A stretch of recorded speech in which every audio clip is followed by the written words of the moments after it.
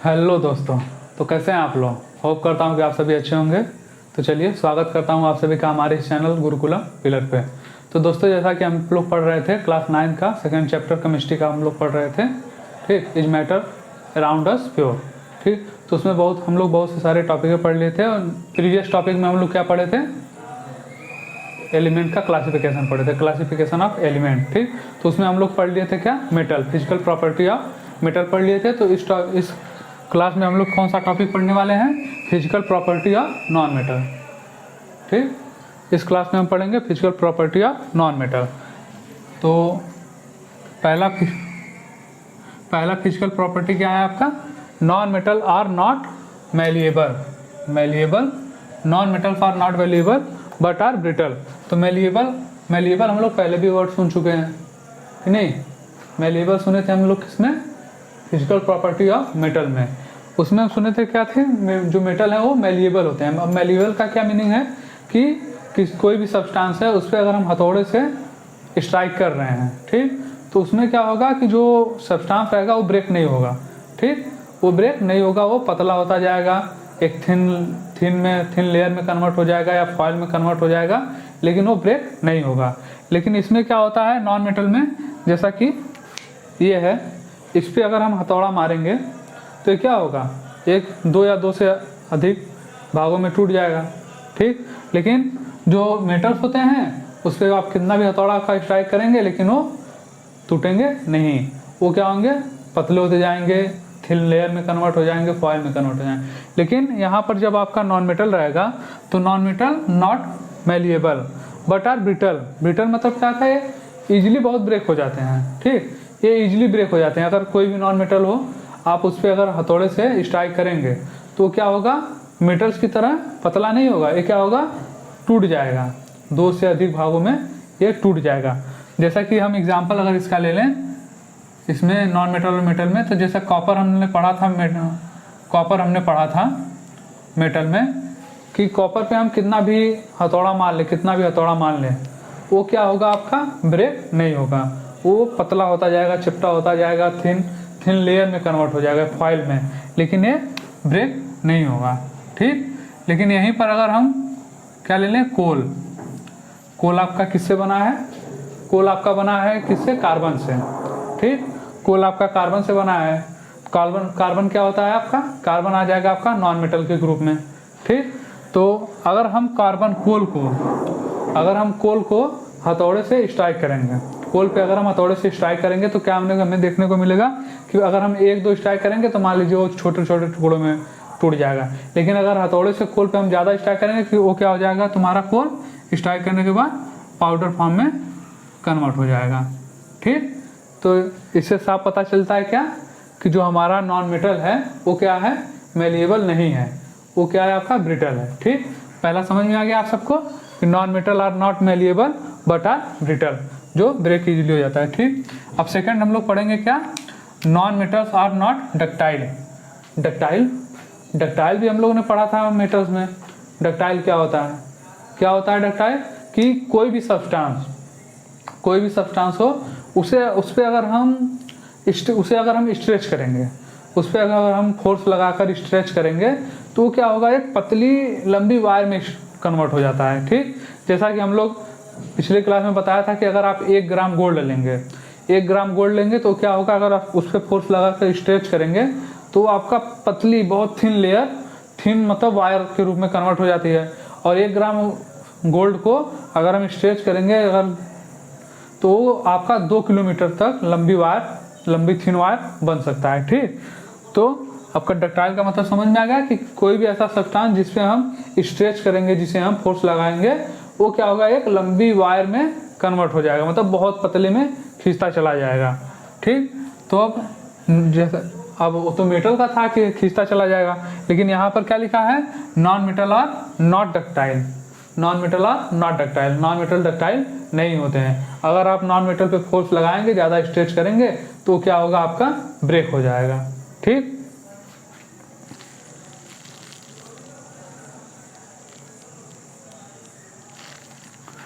तो इससे क्या होगा कि अगर आप नॉन मेटल को स्ट्रेच करेंगे, उसे फोर्स लगाएंगे तो वो आपका वायर में कन्वर्ट नहीं होगा।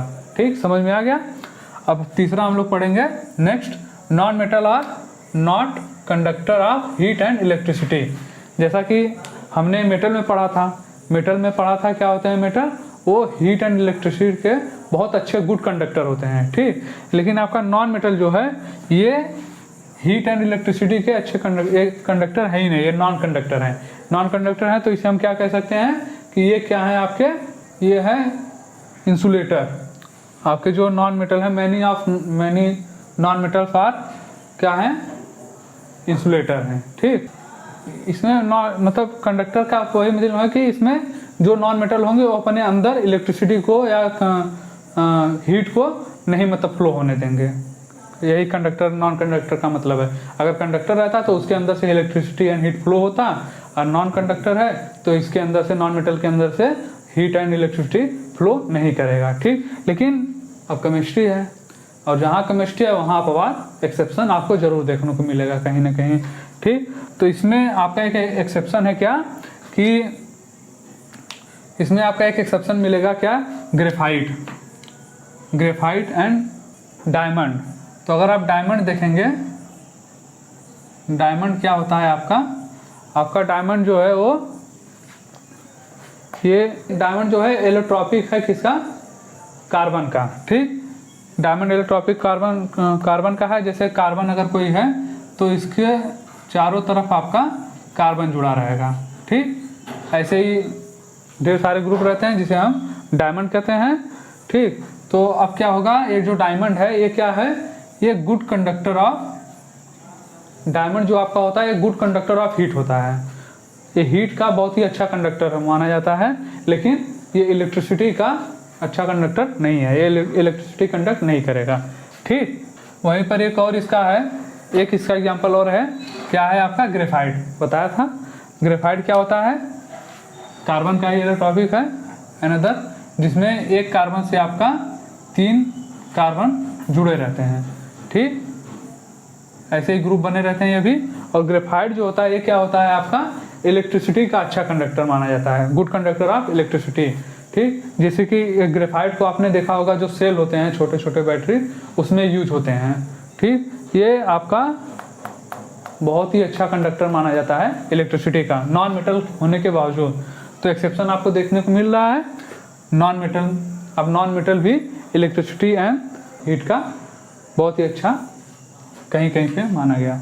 ये आप लोगों ने समझ लिया क्या, non metal generally, mainly non metal जो है वो हीट एंड इलेक्ट्रिसिटी का मतलब नॉन कंडक्टर है, non conductor of heat and electricity. लेकिन आपका कुछ इसमें कुछ मिल गया था क्या, एक्सेप्शन, जो कि है डायमंड एंड ग्रेफाइट, जो कि आपको बता दिया।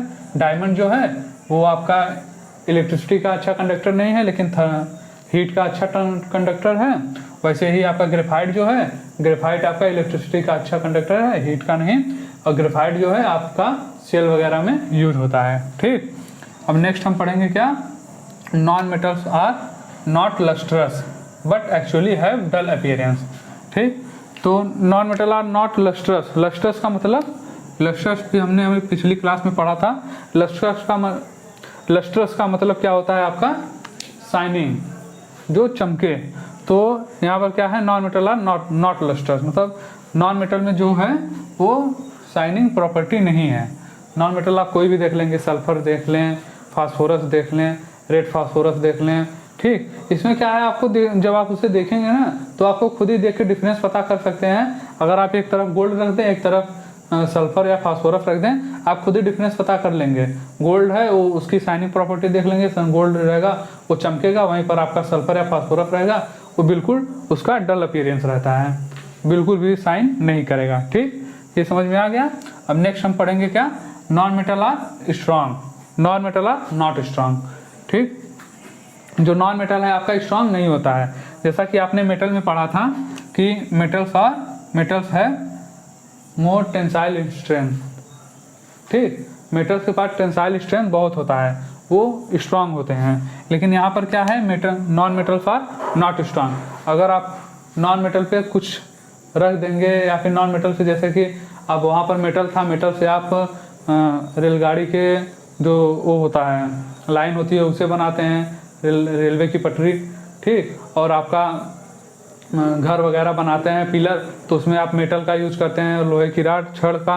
लेकिन आप कहीं भी नॉन मेटल का यूज नहीं कर पाएंगे क्योंकि ये स्ट्रांग नहीं होते, बहुत ही वीक होते हैं। अगर आप इससे कोई भी काम करेंगे ये टूट जाता है, ठीक। ये कंफर्म हो गया। अब आपका नेक्स्ट हम लोग पढ़ेंगे क्या, नॉन मेटल्स में बी सॉलिड, लिक्विड और गैसेस एट रूम टेम्परेचर। जो नॉन मेटल हैं वो तीनों फॉर्म में पाए जाते हैं एट रूम टेम्परेचर, ठीक। नॉन मेटल जो है वो तीनों फॉर्म में पाए जाते हैं, सॉलिड में भी, लिक्विड में भी, गैस में भी, रूम टेम्परेचर पे, ठीक। जैसा कि आपका अगर सॉलिड देखेंगे, सॉलिड में क्या हो जाएगा, आपका सल्फर हो जाएगा, ठीक, फास्फोरस हो जाएगा, कार्बन हो जाएगा और आपका हो जाएगा क्या, बोरान हो जाएगा, ठीक। सॉलिड में ETC और भी हैं। लिक्विड में आपका क्या हो जाएगा, एक ही एलिमेंट है, वो है आपका ब्रोमीन।